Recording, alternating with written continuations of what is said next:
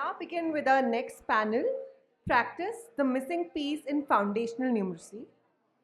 Foundational numeracy efforts often focus on curriculum and instruction, but practice, how, when, and how often children practice, remains underexplored. This session will bring practice to the center of the FLN conversation. First, we'll have Ankit and Nymphia share findings from their first of its kind study, which will then be followed by a discussion on how these insights can be adapted for real classrooms and systems. So over to Ankit and Nymphia.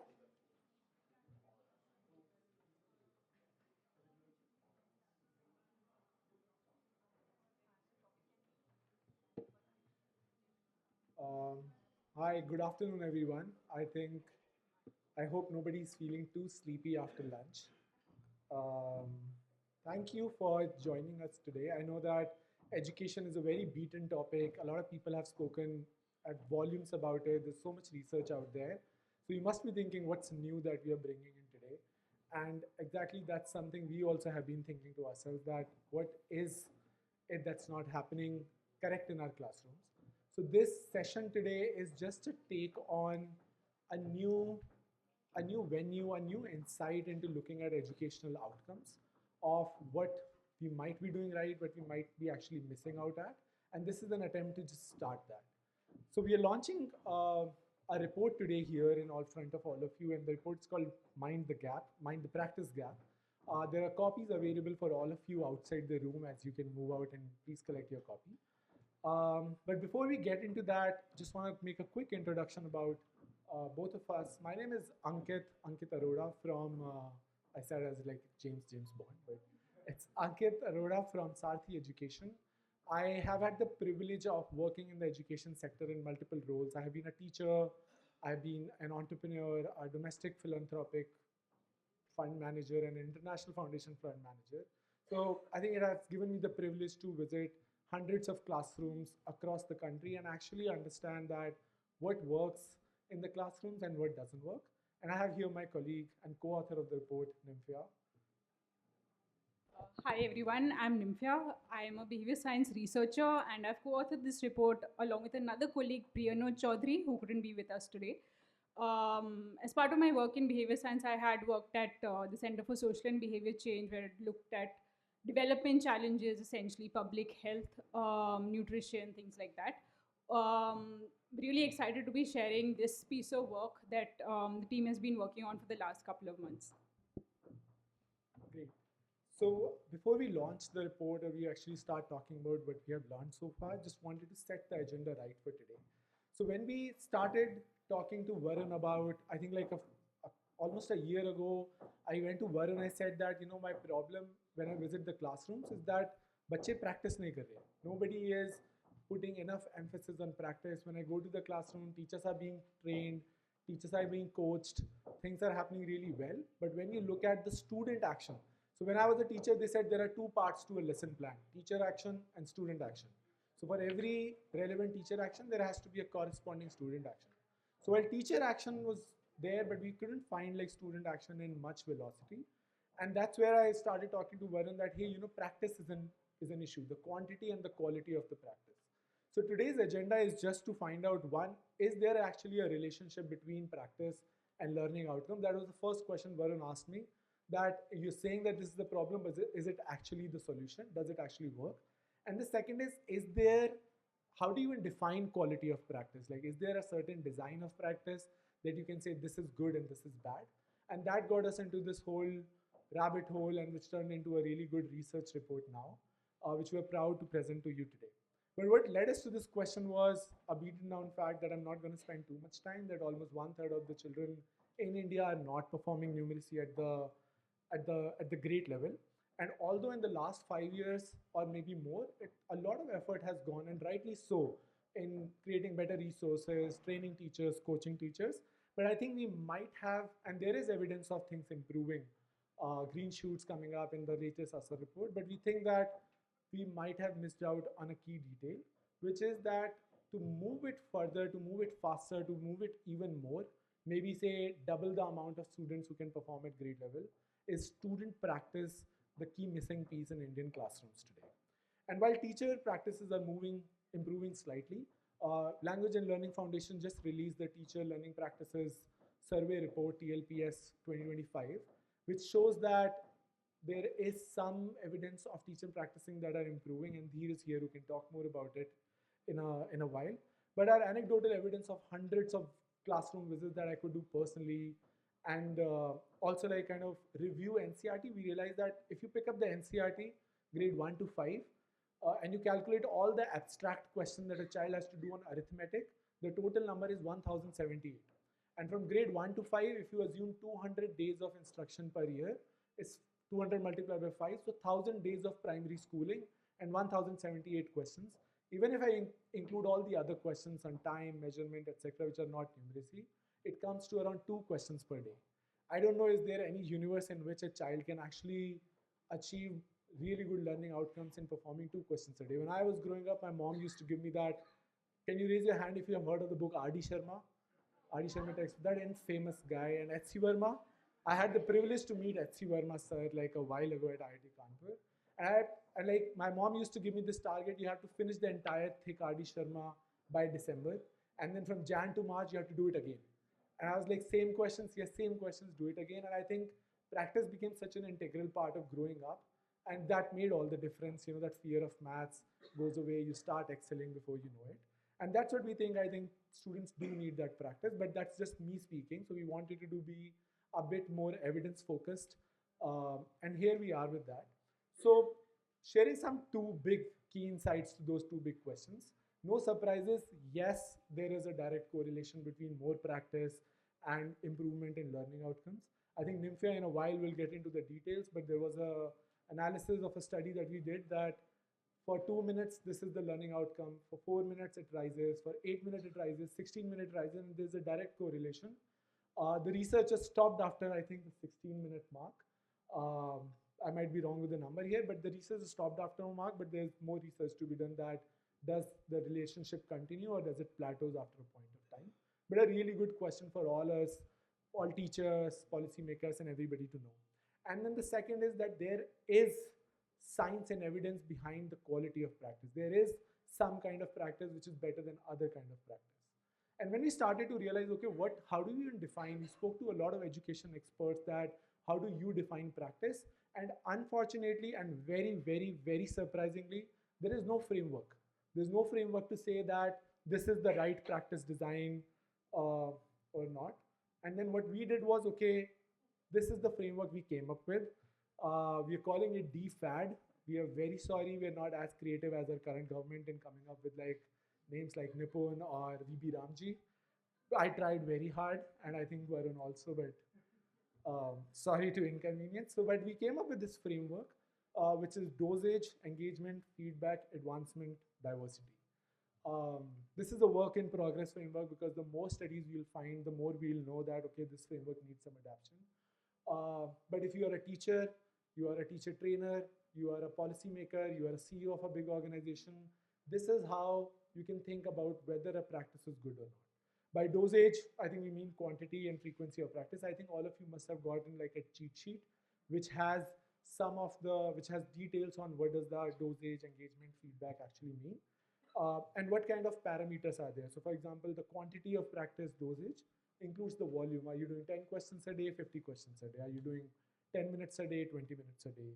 Engagement, I think it's how do you create behavioral and cognitive ways to engage the child. Behavioral ways are simple. You create a leaderboard, you create points, you create different nudges to like a character for child to get engaged. And cognitive load is something like creating a Goldilocks zone, taking cue from our finance and economic advisor. A Goldilocks zone in practice is that you're feeling challenged enough, but you're also feeling successful enough to keep on going. If a video game is too boring, the child will leave it. If a video game is too hard, the child will leave it. Same thing goes for practice. The child needs to feel successful, but a little bit frustrated to keep going on, that I want to do more, I want to do more. So these kind of things make up the engagement part. Feedback, I think, is the most important thing that came out. Practice without feedback is basically a waste of time of the teacher or the student. You need error correction at the right time. You need to set the trajectory again and again. And the faster the feedback, the more accurate it is, the better it is for students. Advancement and diversity, I'll not put a lot of time, you have this, but advancement is basically how do you scaffold the practice. And diversity is how do you make it cyclical? How do you not have a blocked level of things? Like if you're doing addition, are you just doing addition, or can I just throw in 5 questions of subtraction, maybe 5 questions of counting, place value, and then for you to kind of go back and revise. So this is the framework that we have come with, DFAD. We're going to talk to a lot more experts around this, fix this up, and like find out. And this also helped us do a literature review a bit more deeply, and kind of the insights we are trying to get. We are mapping them 101 to this framework. We hope that as you can see, the last column of your cheat sheet has ideas there. So while growing up, if you saw that, okay, in dosage, this worked for me, or as a researcher, I've seen this works, please do write and share it with us. We'll be more than happy to go back, deep dive into the research and go ahead. Nymphia in a while will talk about the next part of the research that's gonna go from here. I'm gonna pass it on to Nymphia very quickly before we go into the panel to talk about some more interesting insights that came for this framework from the literature review that we did. Thank you, Ankit. I'm going to go through these insights a little faster because I think we have about 10-15 minutes on this. So we had conducted a literature review to understand what strategies in practice can improve learning outcomes in foundational level maths. First, just to set the base for this, why is practice important? When we look at maths and competencies regarding maths, we see that there are 2 key elements involved. One is you understand the concept, and the second is you are able to apply it. There was research done by Riddle Johnson that suggested that it is practice that links the 2. So both conceptual knowledge and procedural knowledge work in a hand-over-hand manner, meaning that they are simultaneously, you see increments. And it is practice that helps build both procedural knowledge and conceptual knowledge. Another key aspect that we're looking at over here is fluency. What is fluency? So fluency is accuracy plus speed. And the question is, what is the need for this speed now? Research in this suggests that when you're fluent in a particular concept, or when you have math facts in your head, you're able to progress to maths much faster because your cognitive load reduces. To give you an example of this, say you're doing a 2-digit subtraction. If you know 8 minus 3 is 5, you'd be able to, with that bit of knowledge, you're able to do the carryover much easier. You're able to progress through 2-digit subtraction much easier. So what we see is that if you're fluent in maths, your cognitive load reduces and you accelerate from simpler to complex concepts much better. And through this research, we're essentially trying to understand what are these strategies in practice. What is it that can improve learning outcomes given minimal additional resources, especially in resource-constrained contexts. Just a couple of 5 key takeaways from this, and maybe you could relate this to how you all learned maths while growing up, or also how children around you are currently learning maths today.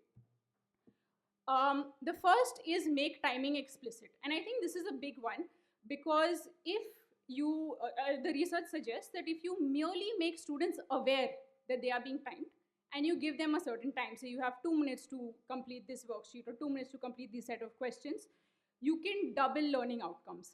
And I think this is quite a profound insight, because if you have no other resources, merely making students aware that they are being timed can improve their performance. Why does this work? So we see that one, when students are being timed, that increases the opportunities for practice because they're working much more intensely and there is optimal usage of time. And secondly, the performance is also concrete and measurable. This builds motivation in students. I think one thing to emphasize over here is teachers should emphasize accuracy. And in fact, research suggests that when you time students, their accuracy doesn't drop. In fact, in a lot of cases, it does improve with time as well. The second is provide sufficient opportunities for practice. So as Ankit mentioned, what is the quantity of practice? And I think that's a hard question to answer. From research by Duhon in 2022, he saw that 2 minutes is the minimum threshold.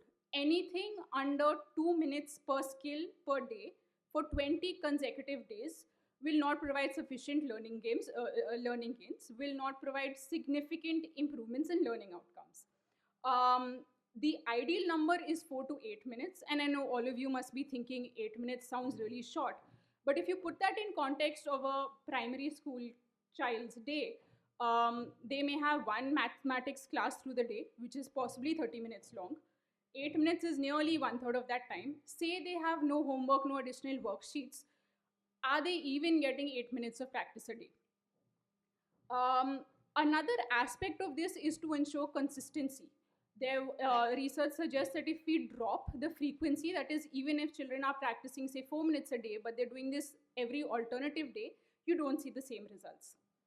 So I think over here, big takeaway, ideal 4 to 8 minutes per day per skill for 20 consecutive days. The third is spacing practice time. And this is another very interesting one, like timing of practice. I'll explain two things. One is mass practice, say you practice 8 minutes at one go, versus distributed practice, where you have them in smaller chunks, but they're distributed by meaningful lengths of time. What has been seen is that distributed practice can improve learning rates by up to 85%. But the gaps over here between the sessions are significant. If you have only, say, 10 minutes, you don't allow for memory retention and the concepts really solidifying in children's heads. Ideally, this is 4 times a day, ideally spaced by 2 to 3 hours.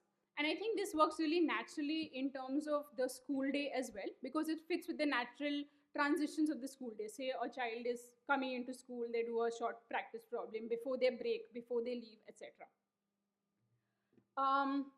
The next is incorporating other aspects such as modeling, which is providing examples, drills, which is doing the same kind of question repeatedly, feedback, as Ankit already mentioned, or goal setting by students. What we see is that just practice is insufficient, especially for weaker students. A lot of studies have been done exploring many of these components, and I think even we at Saarthi want to explore a lot of these components much further. We do see that things like structured drills, explicit modeling yield the largest treatment effects, especially drills for severe deficits. Practice without modeling shows no measurable effects. By modeling, I mean providing an example and the teacher showing students how to go about the problem.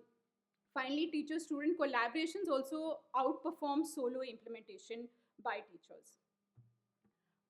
Finally, interleave practice. Let's go back to something like R.D. Sharma. At the end of each chapter, you usually had a set of questions which all were based on the concept you immediately learned. So yes, there was still a bit of struggle because you had to understand how to follow the procedure and solve the question.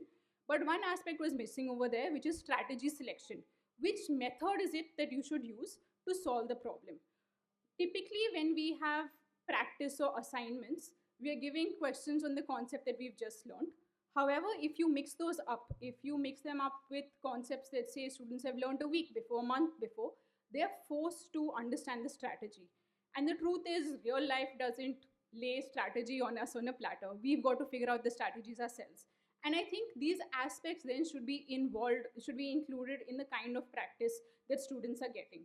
So research suggests that rearranging questions to provide blocked practice during initial skill acquisition time, followed by interleave practice, is better because students learn strategy selection. They have to retrieve from their memory earlier things that they've learned, and they gain through spacing effects as well. What we see here is not only does this improve learning outcomes in the immediate, but also, say, in the long term. Even a month later, we see learning outcomes that are substantially larger than with massed practice. So I think the takeaway over here is to focus on strategy selection, also as a part of problem solving. Avoid overdoing block practice because that seems to be the standard way we are typically taught to practice. Just an overview of some of the key learnings so far. So explicit timing of a practice session where even if you plan to tell a student to say practice 5 minutes, you're actually telling them you have 5 minutes of practice to do. The second is sufficient dosage. Ideally, 4 to 8 minutes of time practice per skill per day for 20 consecutive days. Spacing, this is ideally 4 times a day, spaced by 2 to 3 hours. Incorporating aspects like modeling, drills, feedback, etc. And interleaving, which is mixing different questions with different strategies. These are some of the key learnings we've had from the literature so far. But a big caveat over here. All of these research pieces were from typically North India or richer countries, and there is a big evidence gap over here. We don't know how some of these interventions perform in the Indian context, and I think the ambition then is to build this body of research to understand, okay, if say time practice worked over there, how likely is it to work over here?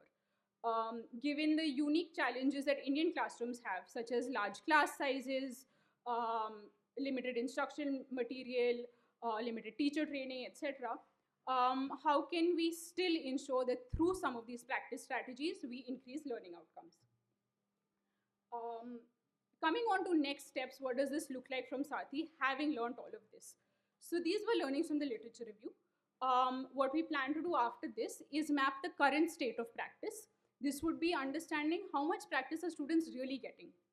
What are the kind of questions that exist in their textbooks? Are they drills or are they interleaved? What is the practice that students get within classrooms and outside of classrooms in the form of workbooks, worksheets, etc.? What are students, the next is understanding contextual barriers and enablers, things like what are teachers' beliefs, what are parents' beliefs about practice, what are, say, pressures that, administrative pressures that teachers may face, pressures regarding the curriculum, finishing the curriculum on time, etc. And also contextual factors particularly relevant to Indian classrooms. Once we have these learnings, we would be experimenting on some of these to identify effective practice strategies and sharing those more widely. And finally, the idea would be, once we've identified what effective practice strategies are, to investigate how these can be best implemented.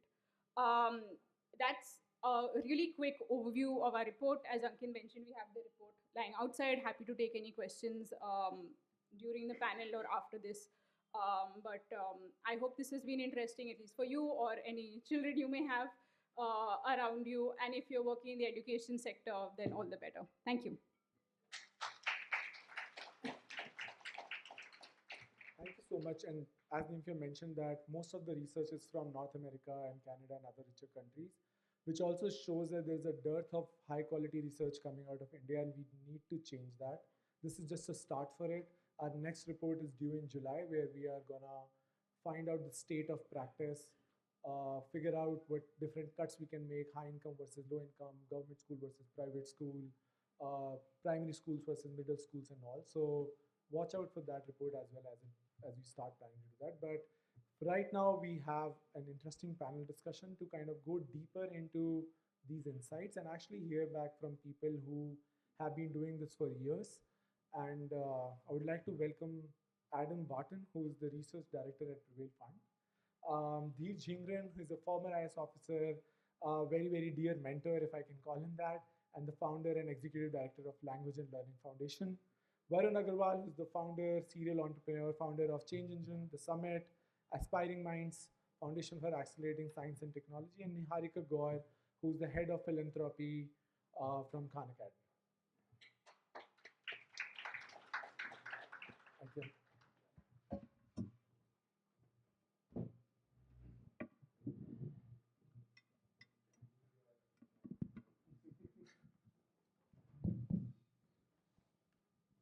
Well, I hope nobody's as sleepy as I thought they would be.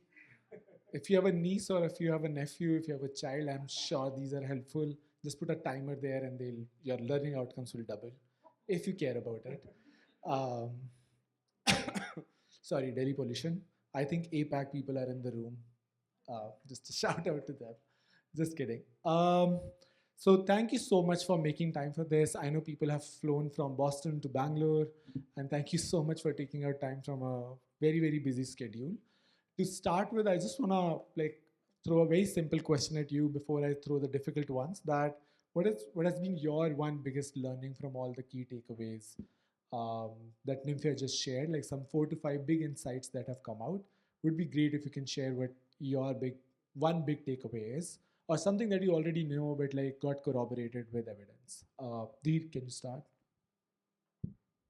Okay, so first I'd like to register a protest about the way this panel is organized. Panelists are thought leaders. They're supposed to say what they want to say, and questions don't matter. But Ankit actually made us, read the whole report, and वो भी जो questions वहाँ पे लिखे हुए हैं वो बीच-बीच में से हैं. So that's terrible. That's sorry, that's just kidding. So. I think I have several suggestions, comments on the report. But if you're saying one takeaway, I think the point about the reciprocity and linkage between conceptual knowledge and procedural knowledge, and that needs to be emphasized all the time. That's important for me. Also, that for struggling learners, it's not enough to just say practice, practice, and timed practice. The point comes in at some point in the report, but I think for me that's an important highlight, that for children who are struggling, because mathematical competencies are sequenced. What some kids need to practice will be quite different from others, and therefore the fact that children will require very differentiated kind of practice is very important. It is here in some ways, but not emphasized as much. No, I think, Ankit, my two comments would be one, quickly, that it's very interesting that we all probably what you said today about practice, we all know it intuitively. So it's almost something like which was hiding in plain, eyesight of everyone, right? Because all of us who have gone through, so I went to DPS RK Puram, right? And we have discussed this several times, and they have this whole system of Monday tests, then they became Tuesday tests and so on. But it is ingrained that you have to continuously practice, right? And when I was at MIT, we would always say that you don't learn in the lectures, you learn when you do the assignments. So it's so intuitively so well known, and it is strange that it has not percolated so well in the policy discourse. And I'm saying it as an outsider, so probably it has percolated in the policy discourse, which I don't know enough about. Uh, so that is one. And I think the second is that most of the evidence which you are showing is from outside India, right? So I think there needs to be a lot of more work to be done to make this more solid. That's not a criticism of the report, because hopefully humans and our cognitive brain cognition work similarly across the world, but we need to get in context kind of data on what outcomes these studies would show when you do it at India and at uh, students with different kind of exposure in private schools, government schools, and so on. But I think it's a excellent report, and I think it's a beginning, right? It's a beginning rather than an end. So we'll love to see how it shapes up from here. So I think from my side, I would say that the report, like Varun said, brought out what was there already in plain sight. And we all know that practice works, but what stuck with me is that practice will work better if it is deliberately designed. And in this, two things that, of course, we all innately know, but it rang true to me one more time when I was reading it. One was on the blocked and interleaved practice, right? And the fact that all of us have uh, we do very well on our Monday tests or our unit tests, but when it comes to the final exams, that's when the scores go down. And why does it go down? It's because, you've just practiced what is the back of the chapter questions, and you've not really done the interleave practice. The second thing that also struck to me was timed practice. And while Nymphia talked about the fact that time practice is going to help students, have better learning gains, 2 times learning gains, if I'm not mistaken. But I think more than that, also, what it can do is provide the element of instant gratification that, itne time mein itna kar liya, acha kiya, sahi kiya. And the second is it also builds confidence. So those are a couple of things that stood out to me. And now it's all about how do we actually make it work in our setup and in government schools and public schools. So yeah, looking forward to the discussion. So I think that two components of the report came together to really excite me. The first bit is this tension near the end between blocked and interleaved practice. And you had a wonderful comparison chart that when you read past it actually said you need both. They serve different purposes.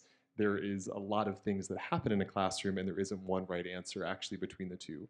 And similarly, the other point that came in later on kind of additivity and adding more components to the instructional repertoire actually improves learning outcomes, improves retention.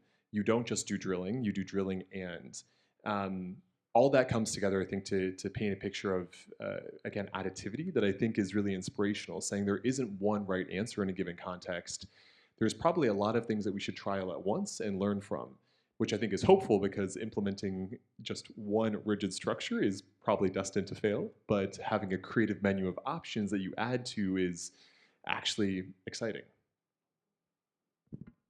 That's true, actually. And thanks a lot. I think maybe, Adam, like the next question is something I would like to pose to you, is that we spoke about and Varun also mentioned again that most of these studies are from North Americas and Canada and mostly privileged countries. As person who's rooted in research, do you think what are the trade-offs of taking something like this from some other country and trying to influence policy or change design here in India? And what is the trade-off of not using it, because at the end of the day maybe the behavior is same? So is there something that we should be careful about as we are trying to adopt this to the Indian context? Absolutely. So I'll put my researcher hat on first, and then I'll talk maybe about the implications as a funder, which is a new role for me, actually.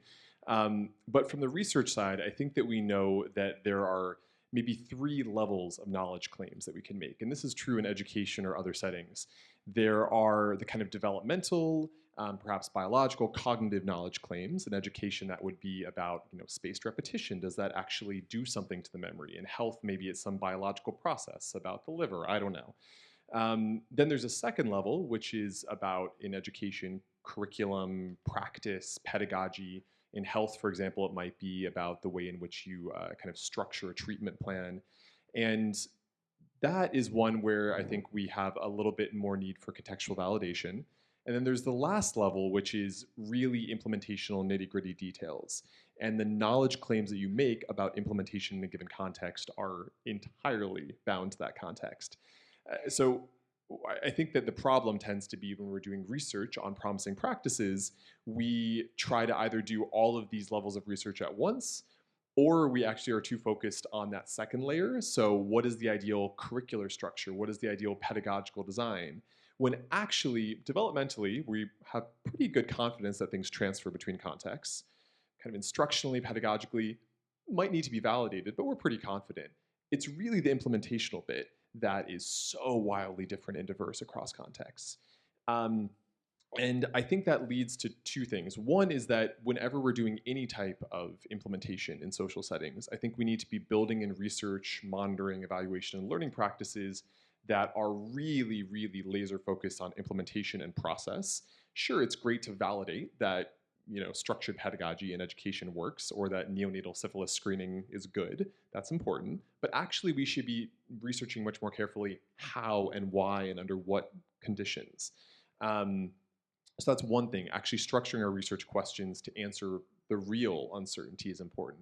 And then I guess secondly, on the kind of funder side, I would say we should probably be going into spaces with clear hypotheses, doing these big reviews and meta-analyses and saying we understand developmentally and cognitively, we understand the pedagogy, but what we actually are trying to make a bet on is whether this is going to work in practice. So we at Prevail, for example, when we're funding, we have 3 models in education that we think are likely to lead to learning outcomes. We're going to take a bet on that. We're not going to reinvent the wheel and see if structured pedagogy works again in India and again in Delhi and again in this place. But we're going to actually try to build in learning mechanisms so that when we are taking a bet on that type of model that we know works elsewhere in Delhi, we're asking how and why questions about contextual factors. That is infrastructure, beliefs, political will, materials, everything that really is changeable. There's a lot of anecdotes to share on this, but I think that one thing that has interestingly recurred throughout the literature is the idea that the implementation deliverer is essentially important. There's been so many studies. Center for Global Development recently had one. There's a classic paper by Bond and colleagues in 2018 that shows zero impact when an education intervention was delivered by the government and massive gains when it was delivered by a nonprofit. And that's not just explained by the intervention being wrong or by nonprofits being gifts from God, as much as they are. It's really about the fact that there are so many confusing mechanisms that go into place when you try to implement. And you can't distill that if you aren't clear about the logic chain. That's so true. I think there's just so many layers and it's become so confusing, which brings me to my next question, Dee, that you have worked at almost every level imaginable, from working at the ministry, working as a founder of, like, at a systemic level, running programs as trainers. Do you, what kind of, what do you think are the systemic barriers to adopt something like this into the classrooms? It's like such a small element, first of all, it's under-researched, there are questions around it, and then there is a layer of whole implementation and delivery, which could just make or break things. So according to you, that if somebody is trying to propagate that practice needs to happen more with a specific design, from a systemic level, what barriers do you imagine we as a sector would face while executing this? Thanks, Ankit. I think you're approaching it from another side. We must remember that, let's look at the National Curriculum Framework for foundational stage, because we are talking of numeracy, includes 4 blocks. Right? So maths oral talk, and then teaching of skills, then practice of skills, and then, of course, reinforcement through math games. So there is, in a 60-minute time, there is a provision of 15 to 20 minutes for practice. Right? So I think that is now available, almost mandatory across states. Of course, it's treated mostly as workbook time, where children get to practice. So that's a challenge. And the report doesn't talk that much about other kinds of practice. It's focused on timed practice. But I think we must remember that there is this framework of practice that is mandated. So what else is important? It shouldn't appear that that's the only thing to do, timed practice. So that I think is where we've got to remember what the ecosystem is today, at least in the government ecosystem. In the report, the nature of practice is not very clearly defined. When I was reading this, does it include oral practice, writing practice, practice with materials? Because what happens is, you said barriers.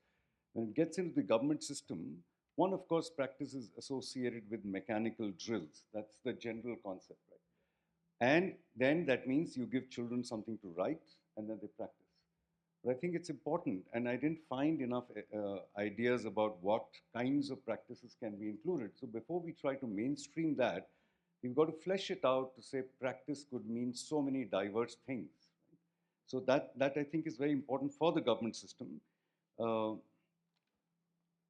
I will talk about the report, some of the aspects later, but since you asked me about the systemic barriers, I think the big issue in the system is that for teachers, we talk about too many things. A training program discusses like 100 things for literacy, 100 for numeracy. There's a fat teacher guide with about 200 pages with so many practices that are tried to be, we try to convey that in 3 days. Some kind of prioritization is required, right? And what matters, what is impactful, right? Like this report is saying that timed practice is impactful. Can we arrive at a set of things that should be prioritized, and therefore a teacher is not overwhelmed by inputs that are just far too many. I mean, you can talk about a sort of cognitive overload for teachers, if you will. The other thing I would say is that, and I mentioned this, when you take it to the system, locating time practice within the overall skills teaching and skills practice is important. Because this seems to say as if conceptual teaching is what teachers do. Right? The report says that, less of practice. But teaching of concepts and teaching of skills is also not done well. So the impression shouldn't be that that part is happening well, let's focus on practice, because because teaching of concepts, teaching of skills is not about one-way modeling. It mentions modeling, but it's not only about modeling. It's about asking children to re-articulate what they think, what are the strategies, what are the steps, how would you do it, why do you want to do it this way, which is a part of skills teaching. So I think somewhere one shouldn't gloss over the fact that the other things are challenges, even if it's just to put a landscape to it. The last point about government systems, I would say, is that we should take care to not project it as the panacea for everything. Because government systems, organizations like ours, some of us, some government systems, are keen to pick up the next shiny thing. Right? Things are not working. This is here. It's got results. 2 minutes. It doesn't require any time. Let's do it. It's going to result in. So, just being sure that we are not, it's not an icing on the cake when the cake is not baked fully, right? So, I think whenever it's taken to any system to say that it has to come with a lot of other things which must be in place, this is one thing that's important and has proved to be useful. And as I said, in government schools, children are at different levels. What kind of practice will we talk about? And there are like all kinds of levels of children. So just being careful that we don't have a workbook, a set of activities for everyone. That becomes important. So these are some of the points.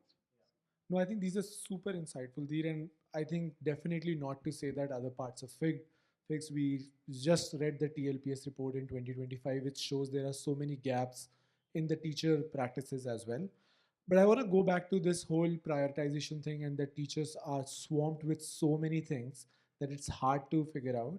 And tech has kind of come out as a possible solution to reduce some of that workload. And I want to move to Varun and Niharika on this, because Varun has worked and backed so many AI startups. Niharika, you are at Khan Academy. And they are kind of helping with the practice bit.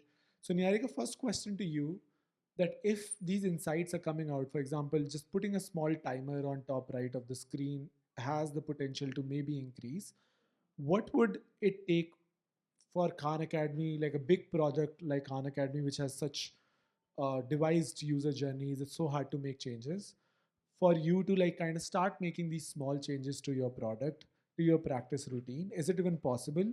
And if not, then what other kind of evidence would you need to start making these edits to your product?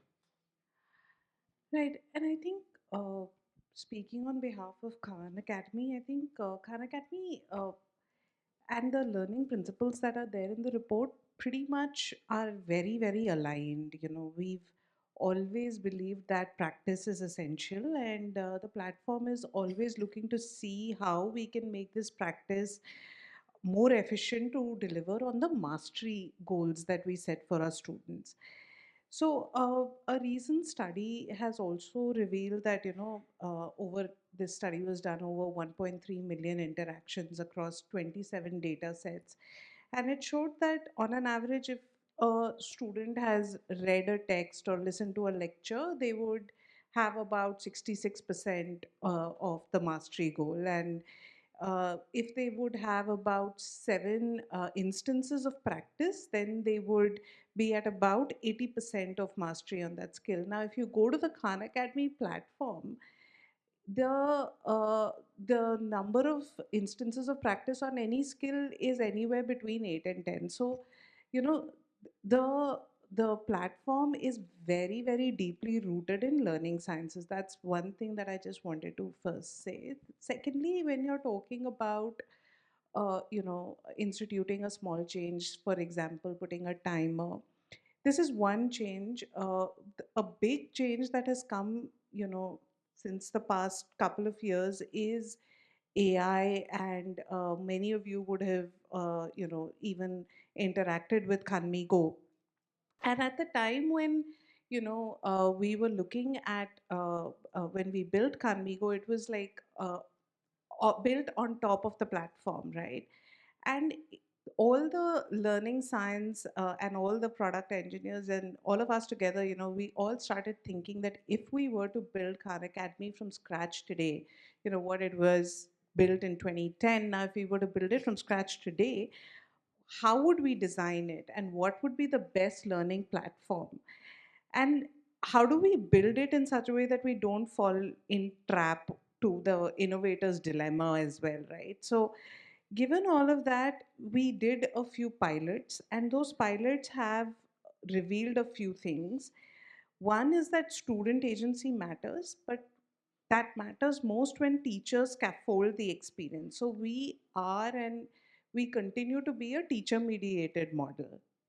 Secondly, students need to be actively engaged with the material, and the Goldilocks, where the Goldilocks phase, where they are just challenged at the right amount and feedback is given to them almost instantaneously, is important.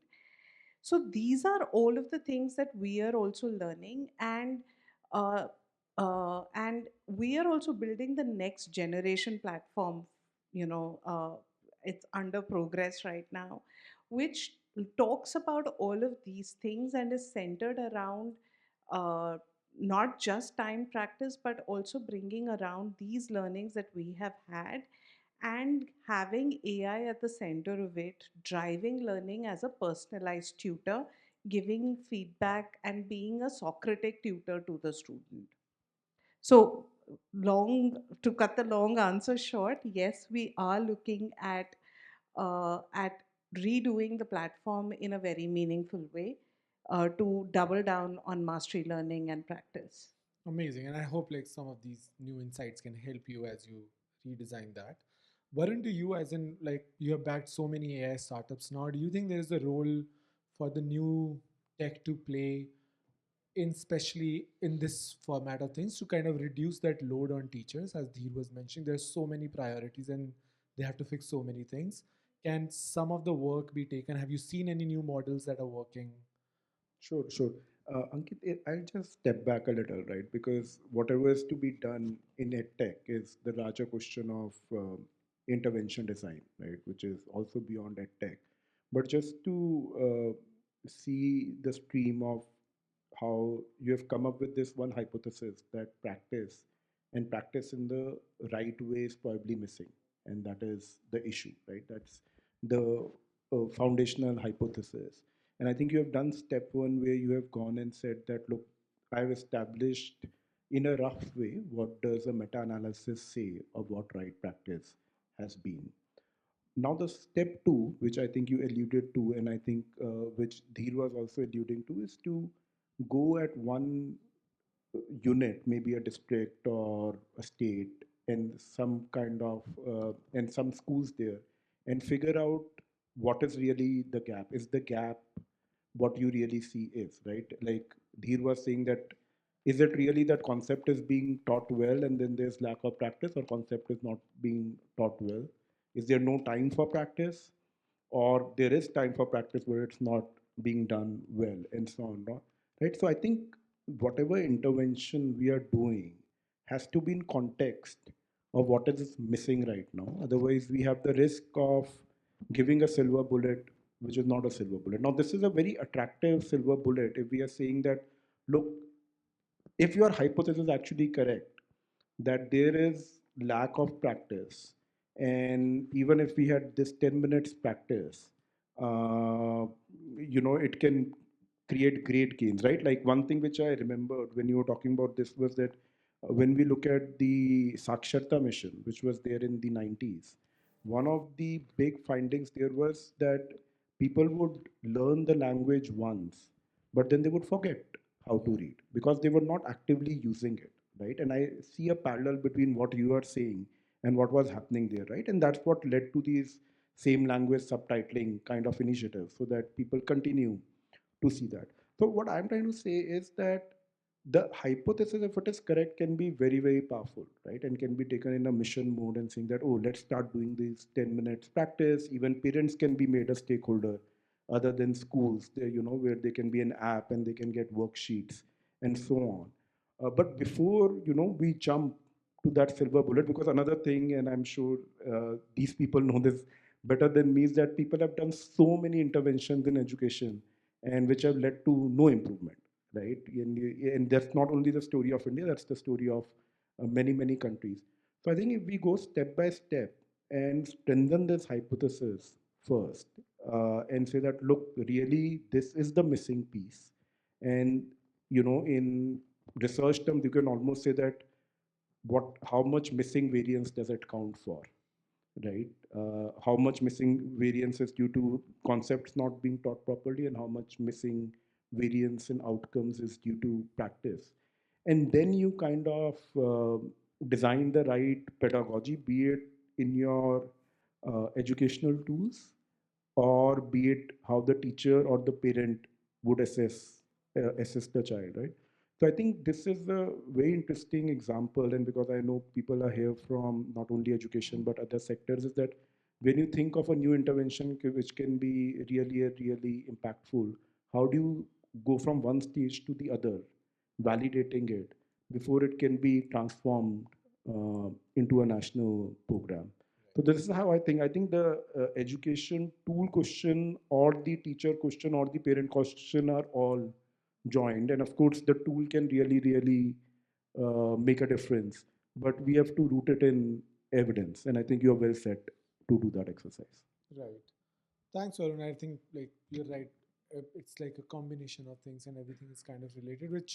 And it comes to the end point that will the learning outcomes improve? Which, Adam, I wanted to like kind of run this question by you and also you by Dheer, that there is this, especially in FLN, foundational literacy and numeracy, especially in India, there's this rush or there's this pressure to show that result at end of the year by calling that this child is now Nippon or this child has attained mastery in FLN. And sometimes that pushes us to, this blocked practice, a lot of just like drilling so that you can just show those results in March. And by the time students come back after a summer break, there's not just summer slide, but you're totally forgotten. So that learning is not as durable. Do you think there's any evidence or any kind of strategy that we could apply to kind of using the report or even outside the report that can be used to not give into this immediate push of showing results, but actually showing durable learning where students have mastered these skills and are actually showing mastery? Uh, yeah, both Adam and Dheer, if you can share. Just like to, I'll take your question, but just want to reinforce what Varun was saying, that the other pieces, which I also mentioned earlier, what level of conceptual knowledge then makes, let's say, block practice or interleave practice useful, especially when you're looking at interleave practice where you're talking about, more higher level application level. Also, for which competencies, under which conditions, that's really very crucial. What is that threshold level, or what are the preconditions that should be available for this to become a very important thing, right? And I suspect that in the conditions like North America, etc., where maybe the classroom learning levels are not so varied, and a timed kind of practice could be used by most children. I'm sure there's differentiation there as well, a lot. But how do you deal with children who are at one level, two levels below, and how do you ensure that practice is aligned with all the levels? That's. Can you repeat your question? The question was around like there's a lot of push to show that children have become Nippons. Yes. So, it's related to this. The fact that what you said, a lot of the practice is of the blocked practice type. I learned that word for the first time here. So to say that it's all about a lot of repetitive procedural fluency about that, right? It's not time, but it's still a lot of procedural fluency there. And one reason probably is that uh, children are not achieving this basic competence. The other is, of course, none of this is adaptive. A workbook is printed for the whole state, right? And children are at different levels. It actually targets an average child, and that is why the testing also continues to be at basic levels of operations and competence, right? Because as soon as you go into other levels, then obviously we find that children are at much lower levels, even of basic operations. But I'll give you one example. We found this repeatedly in our student assessments. In grade 3, all children cannot recognize all the numbers or understand, for example, in 750, what does 7 mean? But they are actually doing better in additions with carryover, two-digit carryovers, consistently doing better. That is because that process, that procedure has been ingrained, internalized, lots of, so-called practice is there. But the question then is this, that what other kind of practice can help build an understanding of place value, or what is the meaning of this here, becomes very important. So I think learning outcomes, why there's a big focus, there seems to be an improvement also, is because we are testing for things that can be mastered through blocked practice, right? For example, oral reading fluency, and that's something in literacy. What's practice is, how many words can a child read correctly per minute, which is the equivalent, let's say, of a timed practice here with correct accuracy and fluency, right?